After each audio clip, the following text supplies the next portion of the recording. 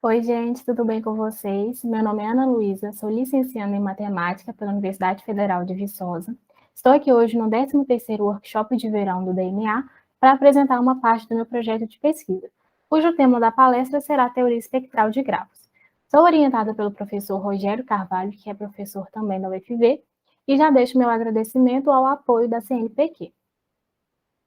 Bom, como objetivo, eu quero problematizar a ideia do que é um grafo, então apresentar sua definição com alguns tipos e mostrar um exemplo, motivar mostrando um problema aplicável, apresentar a relação entre grafos e álgebra e mostrar alguns resultados interessantes provenientes dessa relação. Então, como motivação, eu trouxe o problema das pontes de Königsberg. Königsberg é uma cidade da Alemanha e consiste num problema que fala o seguinte: eu tenho 4 porções de terra e 7 pontes. Será que é possível atravessar cada uma das 7 pontes exatamente uma vez e voltar ao ponto de partida? E ainda sem repetir a ponte? Ou seja, se eu passei por aquela ponte, eu não vou voltar por ela? Bom, esse foi um problema estudado por Euler em 1978, e ele disse que não é possível a resolução desse problema. Aqui está o gráfico construído por ele. Vou ressaltar que não precisa seguir fielmente a figura que o gráfico está representando. Então, se a aresta é reta, meio curva, porque o que importa mesmo são as ligações entre os vértices. E ele disse que não é possível a resolução desse problema porque os graus dos vértices são ímpares. Então, aqui eu tenho grau 3, grau 3, grau 3 e grau 5. O que é o grau? O grau são quantas arestas são incidentes nesse vértice.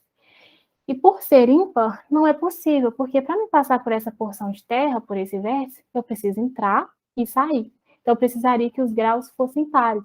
Como não são, não tem resolução esse problema. Então, se você tentar aí passar por todas as pontas, você vai ver que não é possível. É interessante que foi com esse problema, com esses estudos, que surgiu a topologia em matemática. Então, introduzindo a teoria de grafos, né? Afinal, o que é um grafo? Então, eu trouxe alguns exemplos para a gente. E o grafo nada mais é quando eu posso representar uma figura por vértices e arestas. Então, são vértices que são ligados por arestas, ou ainda arestas que interligam dois vértices. Então, eu trouxe uns exemplos para a gente visualizar e falar algumas características, né? Tais como o grau, como eu disse, que são quantas arestas são incidentes naquele vértice, a conexidade, se o grafo é conexo ou não, ou seja, se existe pelo menos um caminho que me dá uma aresta que interliga dois vértices. Eu tenho o ciclo, se o grafo é ciclo ou não, ou seja, se eu tenho um caminho fechado. E os loops. Os loops são quando uma aresta, ela interliga o vértice a ele mesmo, é como se eu desse uma volta. A aresta sai de um vértice e volta para esse mesmo vértice. A teoria de grafos é uma das áreas mais importantes da matemática discreta, e a gente consegue ver aplicações na parte de computação, em topologia, e também quando a gente quer otimizar algum problema. Bom, então eu trouxe alguns tipos de gráfico para a gente poder conhecer. O gráfico caminho PN é um gráfico conexo, possui n vértices, n-1 arestas. Ele vai seguir uma linearidade, esse especificamente, e eu trouxe P4 para a gente visualizar. Se é P4, é porque é um gráfico caminho com 4 vértices. O gráfico completo Kn, ele é um gráfico conexo, todos os vértices têm grau n-1, cada vértice está ligado a todos os outros vértices e possui n que multiplica n-1 sobre 2 arestas. Por fim, eu trago o grafo árvore. Ele também é um gráfico conexo, não possui ciclos e possui n-1 arestas. Então, relacionando com a álgebra, né? Então, vamos considerar esse grafo e sua respectiva matriz de adjacência, entender o que é essa matriz e como ela é construída. Bom, uma matriz de adjacência, ela é sempre quadrada e ela mostra para a gente quantas arestas interligam o vértice I ao vértice J. Então, imaginando as posições genéricas de uma matriz, posição A11, A22, A13, enfim, a gente vai ver quantas arestas ligam um vértice a outro. Aqui, por exemplo, nesse vértice 2, eu tenho um loop, ou seja, uma aresta que liga o vértice 2 a ele mesmo. Então, na posição A22, eu tenho esse número 1. Esse número 2 na posição A24. Porque eu tenho duas arestas que interligam o vértice 2 ao vértice 4. Esse zero aqui na posição A31. Por que eu tenho zero? Porque eu não tenho nenhuma aresta que liga o vértice 3 ao vértice 1. E assim sucessivamente. Da mesma forma que eu posso sair do grafo e obter a minha matriz de adjacência, se eu tiver a minha matriz, eu consigo construir o grafo.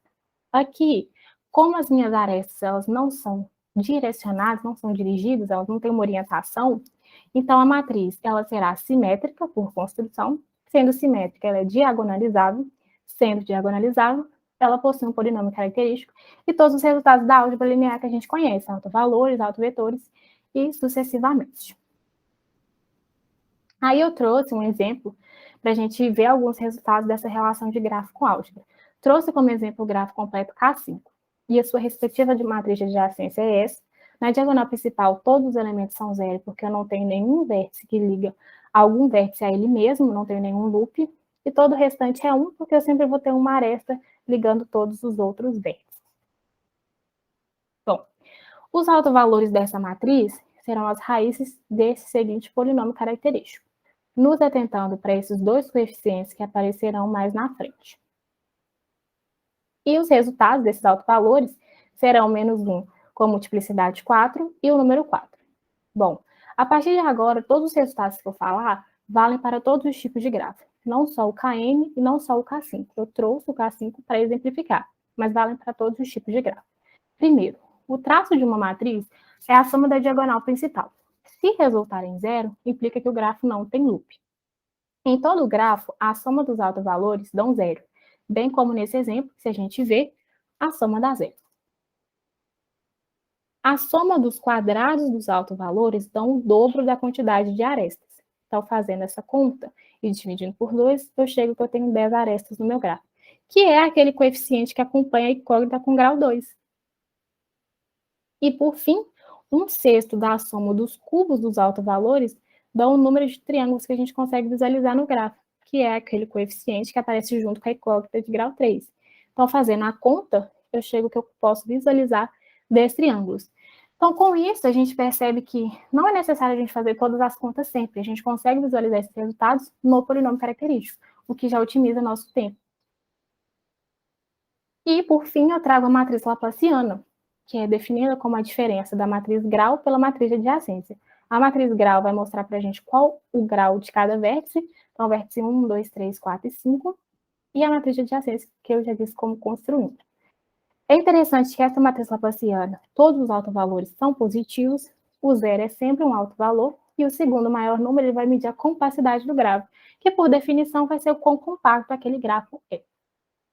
E aqui eu chego na conclusão da minha palestra. O trabalho ele está em andamento, porque ele está sendo relacionado com a predição de estruturas secundárias da molécula de RNA, mas o intuito da palestra foi atingido.